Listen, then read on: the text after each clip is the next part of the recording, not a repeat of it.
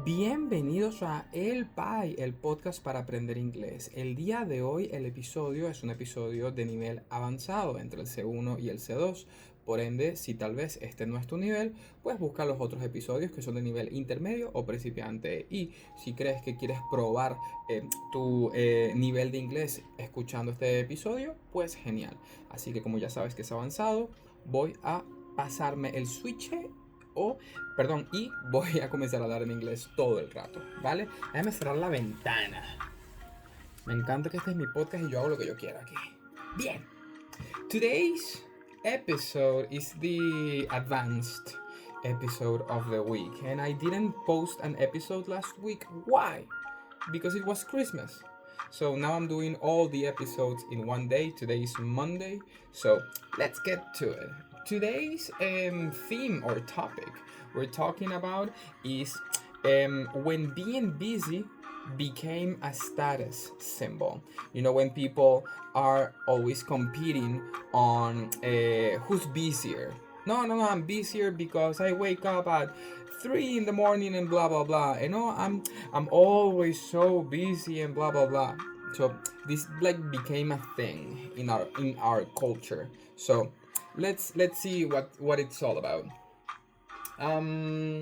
So today's episode is about busyness, not work, not productivity, but busyness as a symbol.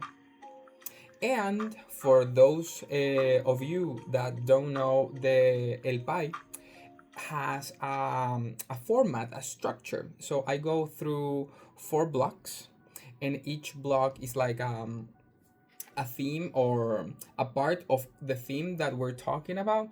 And before each block, I explain a little bit of vocabulary and phrases that we're going to see in that block. Okay? So let's begin. Let's talk about when being busy became a status symbol. So this first part is called the evolution of status and busyness. So the key words we're gonna see here is status symbol, símbolo de status, conspicuous, consumption, toma, consumo ostentoso, y human capital es capital humano. Las key phrases that we're gonna find here is aspirational status symbol, es un símbolo de estatus aspiracional.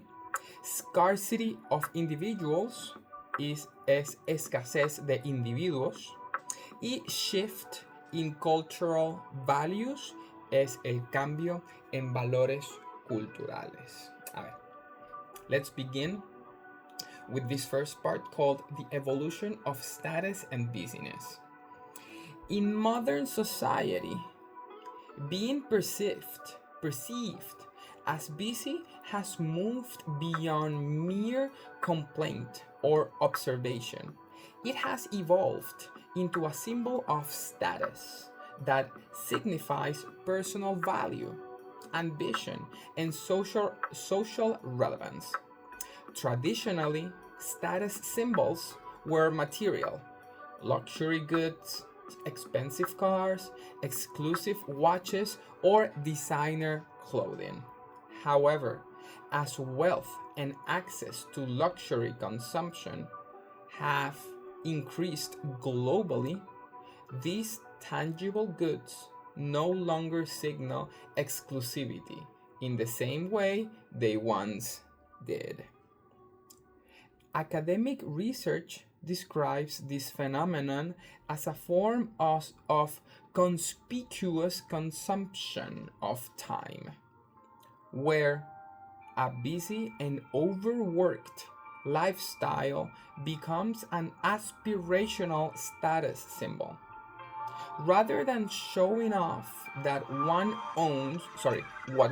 owns, people begin to signal their worth through what they do, especially how little leisure time, tiempo de ocio, they have and how packed their schedules are. The argument is that a constantly busy life is taken to mean that one's human that sorry that one's human capital, competence, ambition, and demand of the job market is extraordinarily high. In this framework, busyness becomes not a sign of stress, but a badge of honor. It is not merely about doing many things, activity for activity's sake, but about projecting the idea that one is so sought after, so valuable, that there simply isn't time for rest. This cultural signal reshapes the value of time itself, shifting from leisure as a luxury to busyness as proof of worth. And I know if you're following me on this, you have that person in your life, because I do. I have that person in my life, and thank God it's not me. I hope, because I enjoy having leisure time for leisure's sake, just to do the things I like doing and just relaxing. I also enjoy relaxing, and I'm not proud of being busy. It's actually the other way around. I'm trying to shift my vocation or my job to have more leisure time, to have more free time, because I want to eventually create a family. So I just realized that I haven't been using this. So I'm gonna take a little pause. Now I wonder if it changed to using this microphone or not. And I don't know now if you couldn't hear well, but I'm just gonna continue, because you know what? This is my podcast. I do what I what I want. Let's really hope that it changed to this. Anyways, um, the second block that we're gonna talk about here is historical and cultural context of busyness and status. So the keywords we're gonna find here is leisure class, clase ociosa, symbolic consumption, es consumo simbólico, y work-life narrative, narrativa trabajo-vida. And the key phrases we're going to talk about here is social affirmation, afirmación social, signal of demand, señal de demanda, y cultural differences, diferencias culturales. Let's see. I really hope this is working right now. Let's see. Let's begin with historical and cultural context of busyness as a status. The idea that busyness equals to high status may feel contemporary, but it is rooted in a long-standing sociological theory. Historically, symbolic consumption has first explored the theory of the leisure class by Thorstein Veblen, which noted that socioeconomic status was often demonstrated throughout leisure rather than labor. In that model, being able to take extended time away from work was the clearest sign of wealth and privilege. Is what people right now are talking about, saying if if you are like wealthy or successful, you are not going to have free time. This is like what you hear right now. Millionaires are always busy and they wake up at 3 a.m. in the fucking morning.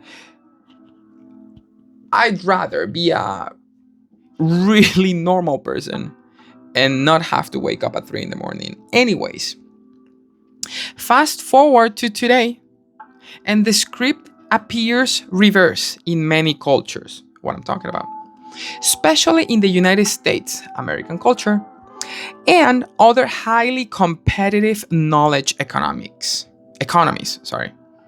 According to the professor Silvia Bellezza, and her co-authors, while older approaches equated status with ownership and leisure, a busy and overworked life now signals that an individual possesses desirable human capital characteristic such as competence, ambition, and value in the job market. So being busy means being wealthy, because if you want to be wealthy, you have to be busy. You have to post a trillion videos on TikTok, and you just have to talk, and you just have to wake up super super early and just like work and grind and grind and grind all day long. And honest opinion, that's not what life is about. Anyways, life is about love, by the way. Anyway, I'm gonna continue. Interestingly, research finds cultural variations in this perception. In some European countries, where work life balance is more strongly protected and leisure is culturally valued, busyness does not hold the same prestige. For example, here in Spain, if you have two jobs and you're like really busy, it doesn't mean that you're successful. It means actually the opposite. Um, Da, da, da, da. Meanwhile, in the US, busyness often stands as a proxy for social affirmation, indicating that one's time is in high demand and that one is thus highly valued. The busier you are, the more your time costs. And that's not necessarily true, but we'll see. So one of the things I would like to have in my life is not to exchange my time for money, which is what I actually do right now. It's my job system. I exchange an hour of my life teaching English in my case right now for money, which is what I do. So I'd like my life not to be one-to-one in that case. Let's continue. The psychology of being constant busyness. Sorry. The psychology behind constant busyness. The keywords we're gonna find in this part is hustle culture. Fuck hustle culture. Personally, I passed that era in my life a long time ago, and just don't fall for hustle culture. It's gonna give you cancer. Es cultura de esfuerzo o desgaste. It's hustling and hustling and hustling all the time, just working until you make it. It's not necessary for that to happen. So, narrative identity, identidad narrativa, self-worth, which is what I'm talking about, is autoestima. And the key phrases we're gonna find in this part is, I'm so swamped as a badge of honor. Estoy tan ocupado como insignia de honor.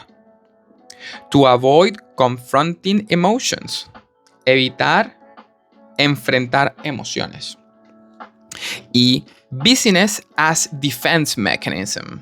Ocupación como mecanismo de defensa. Voy a beber un sorbo de café, ¿vale? ¿Por qué? Porque es mi podcast y hago lo que me da la gana.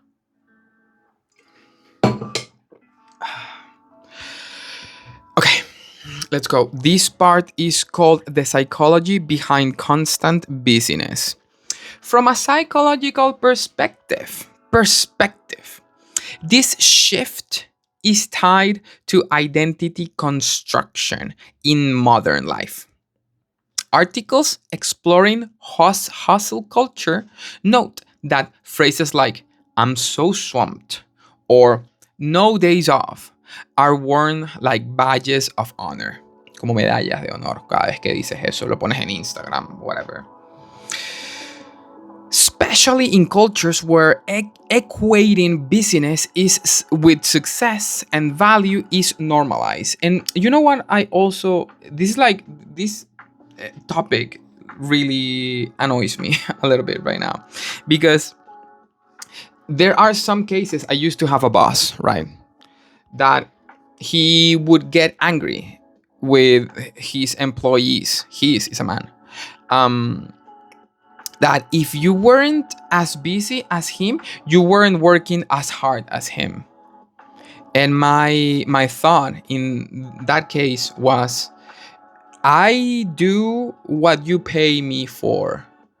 I'm not gonna do more, because I'm not going to value, or I'm not going to lessen my value for more than what you are paying me for. If you pay me, let's an example. If you pay me to work 1 hour, I'm going to work in that hour. I'm gonna do my best, which is what I always try to do. But I'm not gonna give you more, because you're paying me for 1 hour. I'm gonna do my best for 1 hour, but I'm not gonna get busier just so you can be happy with your life. Go fuck your wife, man. Jeez, you're never gonna hear this, but it's with you. This phenomenon can even shape narrative identity. The psychological concept that suggests people craft a coherent story about their lives and self-worth from recurring themes they express outwardly. When individuals repeatedly emphasize how busy they are, this narrative begins to define who they think they are. In this sense, frequent busyness is not just a state, but a story that becomes part of one's self-image. Moreover, some experts suggest that constantly staying busy may serve as a defense mechanism, a way to avoid confronting discomfort, emotions, or existential questions that arise in quieter moments. This busy brain phenomenon may help explain why, even when leisure is technically available, people prefer to fill every moment with tasks, commitments, or productivity signals. It's a thing that used to happen to me in the past, that I wanted to have my Google Calendar all filled up. So I was always busy. I always had something to do. And you can have free time. That's perfect. You are valuable still if you have free time. Read a book. I don't know. Play video games. You can play video games. It doesn't matter. It's gonna be okay. Just work when you have work hours and have leisure time when you can have leisure time. Anyway, last block. The hidden costs and possible shift. The keywords we're gonna find here is well-being consequences, consecuencias del bienestar. Time poverty, pobreza de tiempo. Redefinition of success, redefinición del éxito. The key phrases we're going to find here is busyness does not equal productivity. ¡Ja! La ocupación no equivale a productividad. The cost of overwork, el costo del exceso de trabajo. The longer you work, wherever you work, the longer hours you do, the less valuable your time is. I used to work in a place where there was the highest paid employee, and that highest paid employee was the employee that worked the most hours. I know how much that person earned monthly. And if you calculated how much the other employees earned per hour of work, let's say 8 hours of work, and this person, let's say he worked 12 hours at that place. That guy that was the highest paid, his hour was the worst paid, because the longer he worked, the less his the value of his hour was. Just do what you're paid for. You don't have to do more. If you're going to work for yourself, as I'm trying to do right now, just do whatever the fuck you want, because it's your time. You're doing it for yourself. But if you're working for another person, I'm sorry, it's my opinion. Just do what they pay you to do for however long they pay you to do it. Sorry. The cost of overwork, el costo del exceso de trabajo, y toward time affluence, hacia la abundancia de tiempo. Let's continue with this last part, that is the hidden costs and possible shift. Despite its appeal, constant busyness comes with significant psychological and social costs. Research shows that while being occupied with tasks may correlate with perception of importance, busyness does not necessarily indicate meaningful productivity. In fact, equating a packed schedule with productivity can lead to poorer well-being, increased stress, and reduced satisfaction with life. Rather than enhancing self-worth, excessive busyness can create a cycle of time poverty, where the subjective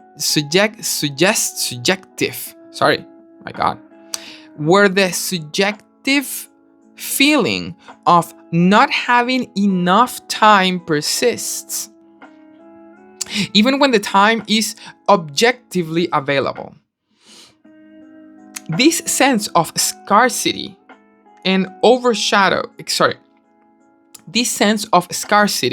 escasez, can overshadow opportunities for real connection, leisure, and reflection, even when those opportunities are within reach. The emergent challenge for contemporary society, therefore, is to recognize that busyness signals something about perception more than about achievement. Reclaiming time, prioritizing well-being, which is what I think is starting to happen right now, and redefining success away from constant activity toward intentional living may be the next cultural turn in how we understand status and value in life. If you person that is listening, this point, thank you so much. I love you and I appreciate you a ton, because I know this episode was long. Thank you so much for listening to the PAI. Mondays are for beginners. Tuesdays are intermediate, and Wednesdays are for advanced. Usually, not this week because it's holidays and whatever. Time stops these weeks. If you enjoyed this episode, please subscribe to the podcast. And now one last thing.